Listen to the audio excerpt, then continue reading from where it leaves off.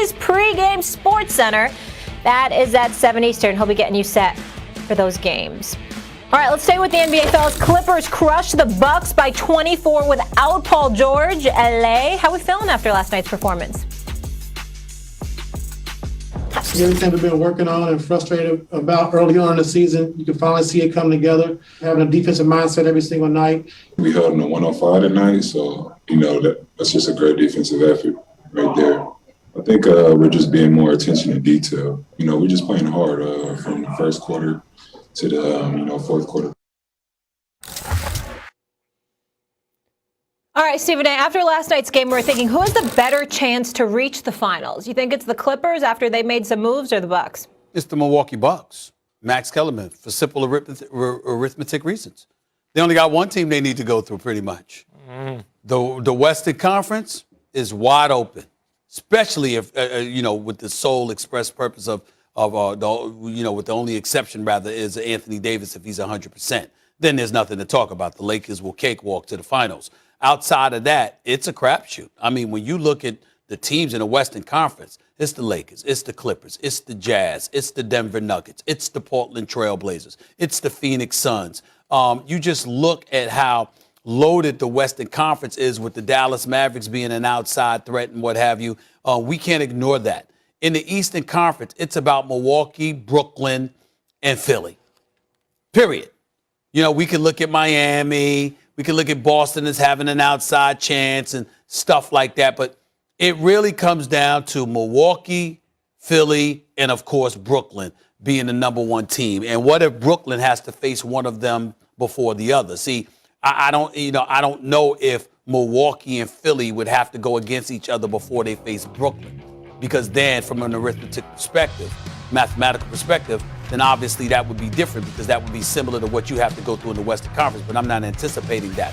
I'm anticipating them having to face only one of them. And I think it's a situation where it's just like, hey, that's what it is. Whereas in the Western Conference, I think the Western Conference is considerably more loaded. That's all. That's the only reason. The Clippers, I think, are far more likely to win the championship than the Bucks. No, I was talking about getting out. Even getting the finals. I think to reach the finals, the Clippers are far more likely than the Bucks, and I'll tell you why. And I saw it last night again with Giannis. Giannis can hit a wide open three. If you put a little pressure on him defensively, he does not hit that shot. The philosophy will be the exact same as it's been. Mm-hmm. The difference being they have Drew Holiday, right, who's a clutch player in the playoffs. Right. But here's the problem, Stephen A. Mm-hmm. I saw James Harden and Kyrie Irving go through the best teams in the Western Conference, 5 straight games on the road, beat them all without KD. Once KD gets back, it's a wrap. But let's put Brooklyn aside. So they ain't getting out of the East if they have all 3 guys. Like, forget Milwaukee getting out of the East if Brooklyn's healthy. Let's say they're not. But Embiid is playing for Philadelphia. I don't think Milwaukee's better than Philadelphia. I'll tell you something else. In the playoffs, I don't know if Milwaukee's going to be better than Miami. They weren't last year. I don't know. But I look at this Clippers team with Kawhi and Paul George. The real issue with the Clippers is Paul George is not a star when they need him to be a star. They got Rondo. That's going to help that. Okay. It's going to help that. And it's going to help Kawhi because Kawhi doesn't have to play point forward. Okay. You look at how deep this team is. Really take Ibaka and Batum. Rondo, Ibaka, Batum, Kawhi, and Paul George. That's a lot. But then look at the bench. Zubac can really play. Like Zubac, Lakers gave him up. Yep. Marcus Morris can play. Kennard, do you know what Kennard's hitting? I know you didn't like that deal. I don't. Do you know what Kennard's shooting from 3 this year? I looked it up. Yeah. Almost 50%. He's shooting 49%. Taking 3 threes a game, shooting 49%. Reggie Jackson can play. Patrick Beverly, we know, can play.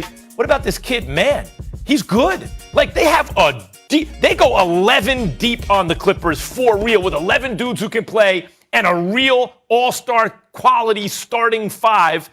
The Clippers, the real roadblock standing in their way is a healthy AD and LeBron, which we don't know is going to happen. Denver is real tough, no doubt about it. Yeah, I did mention that. Yeah, Denver's going to be real tough. But when I look at the Bucks and what they're capable of versus an unbeatable Brooklyn team, and I look at the Clippers fully loaded, I don't see a single team where I'm like, if everyone's healthy, the Clippers have no shot. I think everyone healthy, including the Lakers, the Clippers have a real good shot.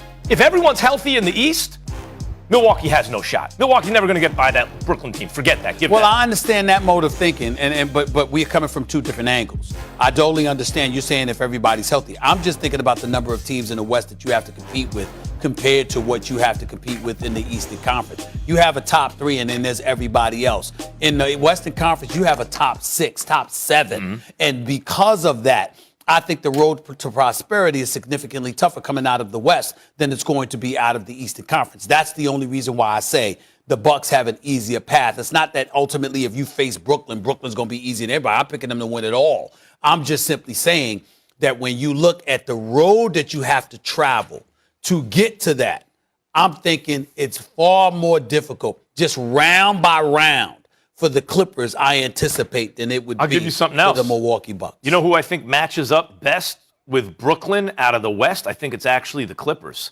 I think the Clippers, because they have two dominant two-way wings. The whole key is, can Paul George perform under pressure? That's the whole key.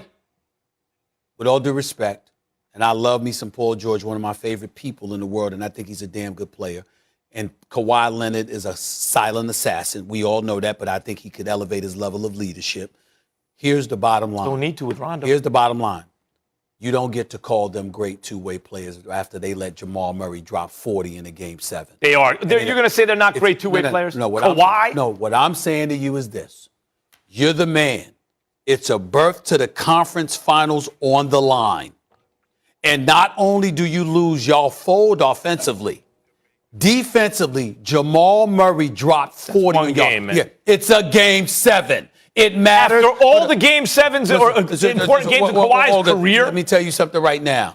What have you done for me lately? I'm a Janet Jackson fan. And let me tell you something right now. What have you done for me lately matters to me. I'm telling you right now, I'm not questioning their abilities. I'm not saying that they're not these players. What I'm saying is the residual impact that was left behind, the indelible mark, is that you let Jamal Murray drop 40 on you Rondo's in a fix Game that. 7. Rondo will fix it. No, I'm not letting. I'm not forgetting that. I'm not forgetting that. According to our basketball power index here at ESPN, the Bucks have the 5th best odds to reach the finals, and the Clippers have the 6th best. So right there, neck and neck. We'll continue this debate all season long. When we come back here on First Take, though, is it fair to criticize Blake Griffin and LaMarcus Aldridge for joining KD, Kyrie, and Harden? Kendrick Perkins, Big Perk, with some strong comments for the fellas. Plus, Russell Westbrook joined an elite group last night that includes